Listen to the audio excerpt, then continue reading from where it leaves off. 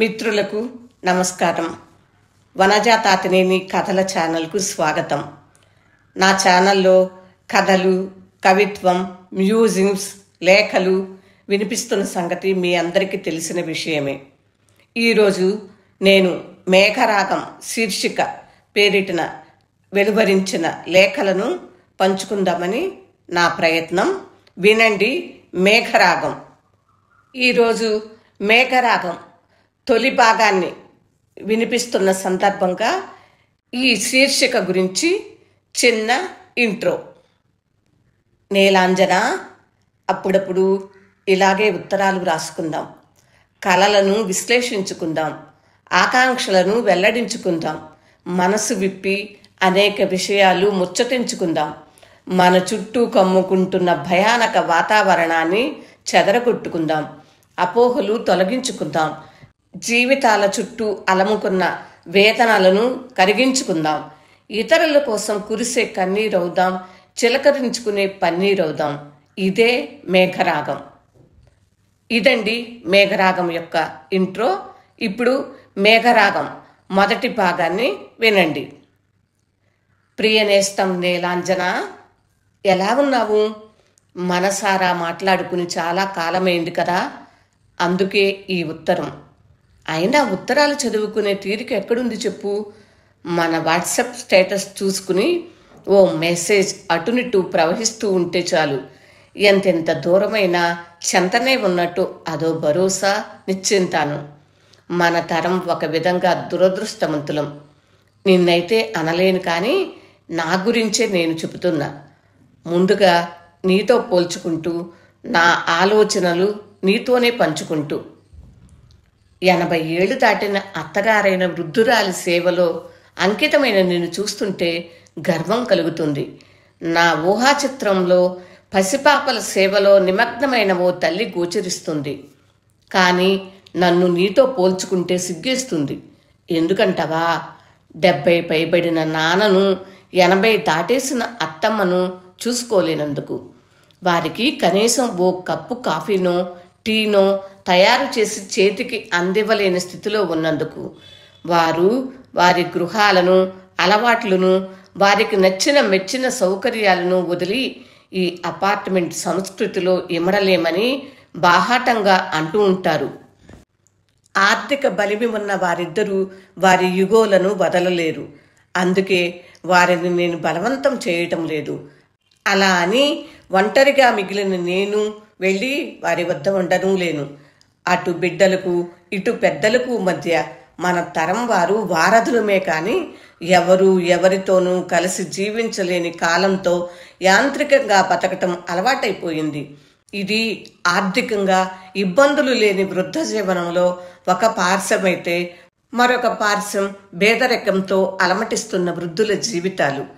నన్ను ఈ మధ్య అతిగా కదిల్చివేసిన సంఘటన ఏమిటంటే, వృద్ధాప్యంలో ఉన్న తల్లిని ఆదరించలేక కన్నబిడ్డే శ్మశాన వాటికలో వదిలి వెళ్ళిన కథనం చూసి మనసు విచలితమైపోయింది.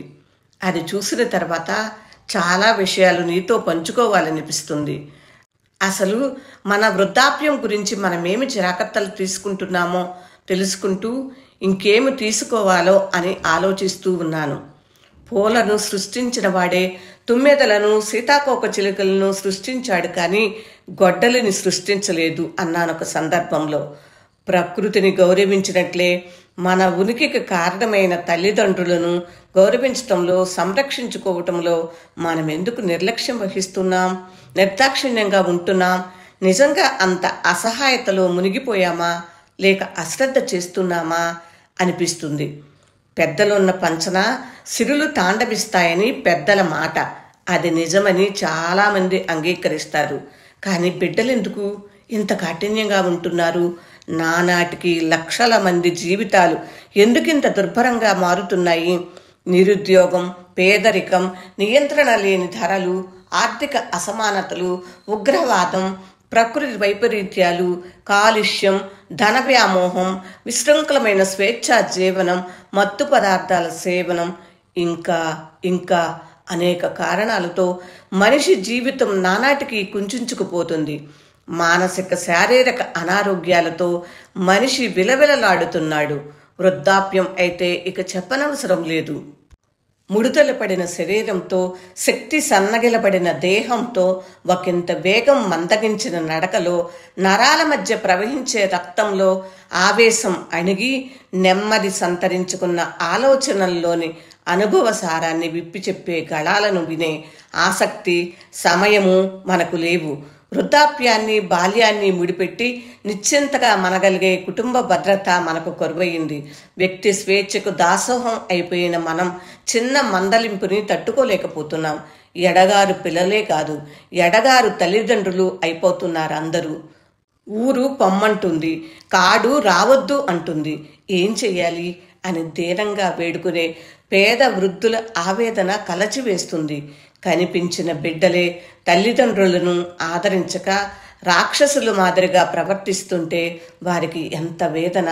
ఆ మోగ రోదనలు, నిస్తేజంతో కన్నీరు ఇంకిన గాజు కళ్ళు, మేమింకా ఎందుకు బ్రతుకున్నాం భగవంతుడా అని విలపించే రోదనలు, వారి వేడికోళ్ళు, హృదయఘోష వినగలిగే బిడ్డలు అయిన వాళ్ళు ఎందరు? వృద్ధాప్యం ఎంత శాపం! మనుషులు ఇంత కరుడు కట్టిన కాఠిన్యంతో ఎలా బ్రతకగలుగుతారు అనే ఆశ్చర్యం వేస్తుంది. పుట్టుక ముందు మన చుట్టూ కొన్ని ఆశలు, మమకారాలు అల్లుకుని ఉంటాయి. పుట్టాక ఎదుగుదల క్రమంలో జాగ్రత్తలు, ఆంక్షలు ఉంటాయి. అధికారాలు, అహాలు, అసక్తతలు, నిస్సహాయాలు, ప్రేమరాహిత్యం అన్నీ భరిస్తూనే వృద్ధాప్యపు ఒడ్డుకు ఎప్పుడొచ్చి చేరుకుంటారో కదా. తరచి చూసుకుంటే ఎన్నో అసంతృప్తులు, ఆవేదనలు, ఆరోపణలను. ఎవరో ఒకరి మీద ఆధారపడే స్థితిలో ఎన్ని ఆలోచనలు, ఎంత వేదన. వృద్ధాప్యం ఒక శాపం కాదు, వ్యాధి కాదు, అది రెండో బాల్యం అన్నారట తిరుపతి వెంకట కవులు. మన భారతదేశంలో 16 కోట్ల మంది వృద్ధులు, బిడ్డల నిర్లక్ష్యాలకు గురైన వారు అనాథలుగా ఉన్నారట. తల్లిదండ్రులను దేవతలుగా భావిస్తారనుకునే ఈ దేశంలో కుటుంబ జీవనానికి గొప్ప చిరునామా అనుకున్న మన దేశంలో ఉన్న పరిస్థితి ఇది. ప్రపంచవ్యాప్తంగా కూడా వృద్ధులను నిర్లక్ష్యం చేస్తున్నారు. నిజం చెప్పాలంటే ఇది ఉగ్రవాదం లాంటి ముఖ్యమైన సమస్య. వృద్ధులు పిడికిడి మెతుకుల కోసం పెట్టే ఆకలి కేకలు, రోగగ్రస్త శరీరాలతో వారి ఆలాపనలు, అరుపులు ఈ ప్రపంచానికి వినపడదు లేదా వినిపించుకోదు. వారి అరుపులు వారికే ప్రతిధ్వనులతో వినపడి జీవితంపై అసహనము, అసహ్యము పుట్టిస్తుందట. ఆ అసహాయ జీవం పిడికడి ప్రేమ కోసం తహతహలాడుతూ చకోరంలా ఎదురు చూస్తుంది. తుదకు ఏదో ఒకనాడు మరణిస్తుంది. మా ప్రక్కన నివసించే ఒక వృద్ధ జంటను గమనిస్తూ ఉంటాను. బిడ్డలతో అంటీ ముట్టనట్లు ఉంటారని అనుకునేదాన్ని. కానీ కరోనా కాలంలో బిడ్డల క్షేమం కోసం వారు ఎంత అలమటించారు.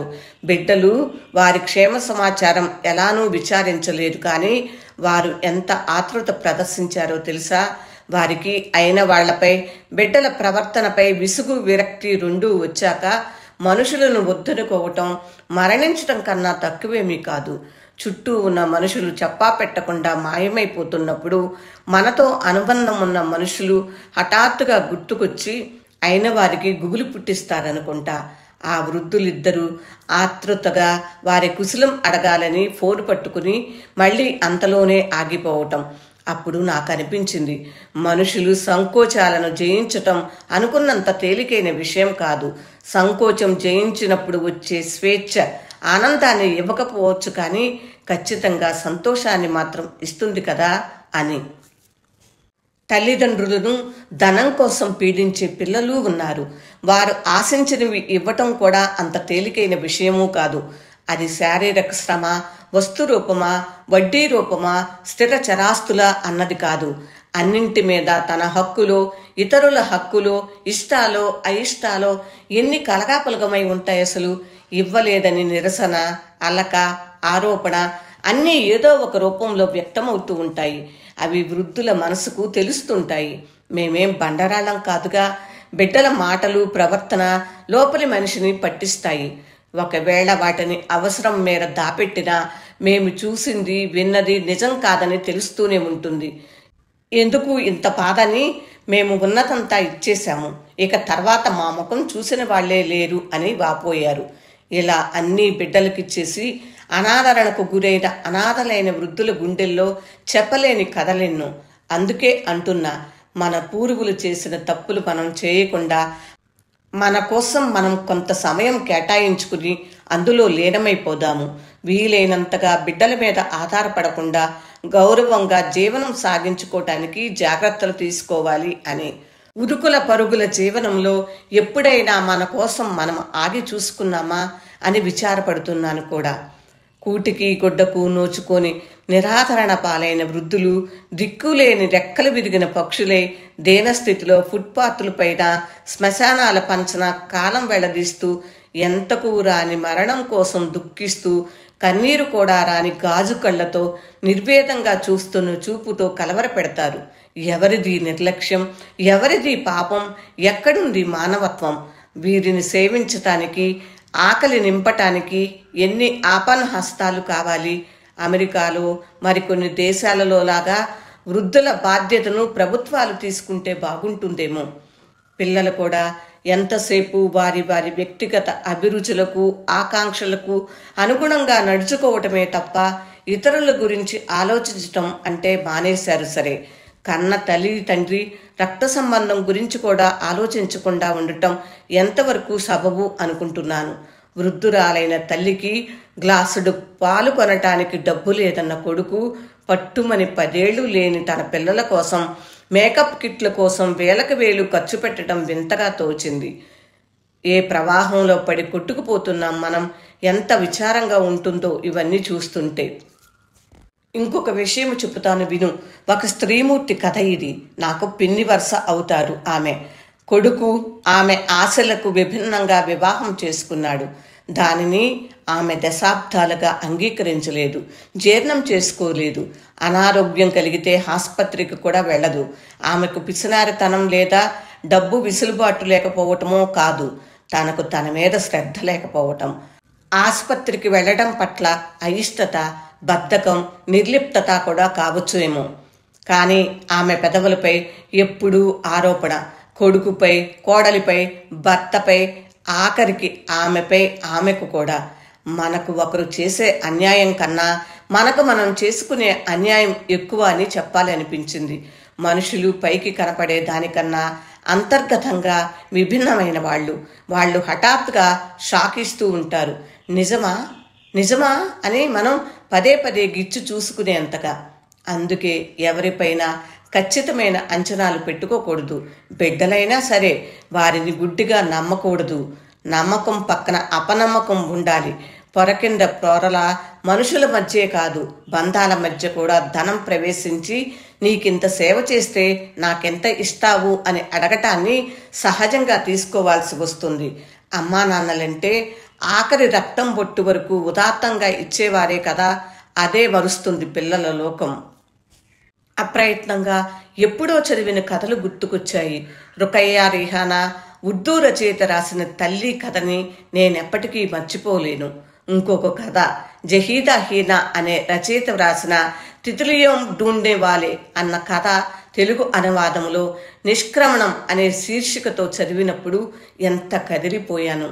అలాగే ఇటీవల చదివిన తమిళ రచయిత పెరుమాళ్ మురుగన్ రాసిన అమ్మ కథ ఎంత హృదయంగా ఉన్నాయో.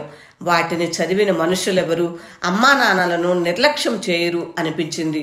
నేను చదివిన అత్యుత్తమ తల్లిదండ్రుల కథలను సంపుటిగా వేసి పంచిపెట్టాలనిపిస్తూ ఉంటుంది. ప్రేమ కథలు కాదు ఇప్పుడు కావాల్సింది. తల్లిదండ్రులను, వృద్ధులను ప్రేమించి ఆదరించే విధంగా కఠిన శిలగా మారిన హృదయాలను తుత్తునీయలు చేసే సాహిత్యము, సినిమాలు, చంద్రచిత్రాలు రావాల్సిన అవసరం ఉంది. వీధి కుక్కల కళేబరాల వలె దిక్కుముక్కు లేని అనాథ శవాలుగా మనుషులు మిగలకూడదని నా ఆశ, ఆకాంక్ష. మీ అత్తగారితో పాటు అమ్మను కూడా మీ ఇంటికి తెచ్చుకుని ఆమెకు నీ సేవను, ప్రేమాప్యాయతలను పంచిపెట్టాలని. కూతురువైతే మాత్రం ఏమిటి, అమ్మను చూడటం కూడా నీ బాధ్యతే కదా అని నీకు గుర్తు చేయాలనిపించింది. జీవిత తీరం దాటటానికి ఏం కావాలి చెప్పు? ఓ 2 చాలు. పిడికిడంత ప్రేమ, చిటికిడంత ఓదార్పు. వృద్ధాప్యాన్ని, అదే రెండో బాల్యాన్ని, మన బిడ్డల బాల్యాన్ని కాపాడినట్టు పదిలంగా కాపాడుకుందాం. అదే మనం చూపే అసలైన ప్రేమ, బాధ్యత.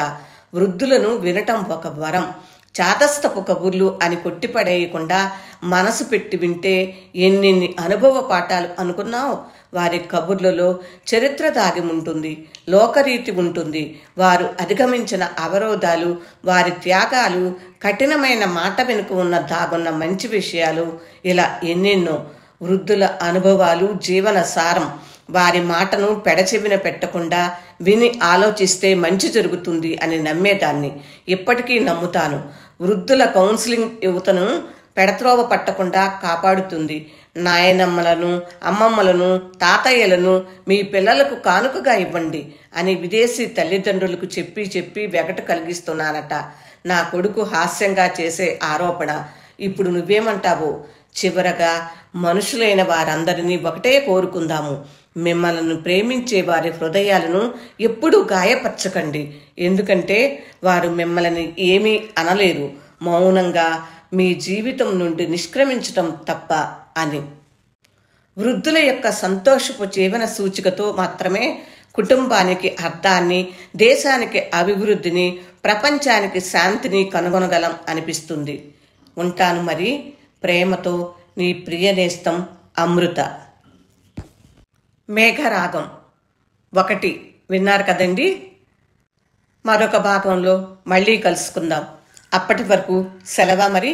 ఈ మేఘరాగం విని ఆలోచిస్తారని, వృద్ధులను ఆదరిస్తారని కోరుకుంటూ మరొక భాగంలో మళ్ళీ కలుసుకుందాము. నమస్తే. వనజ తాతినేని.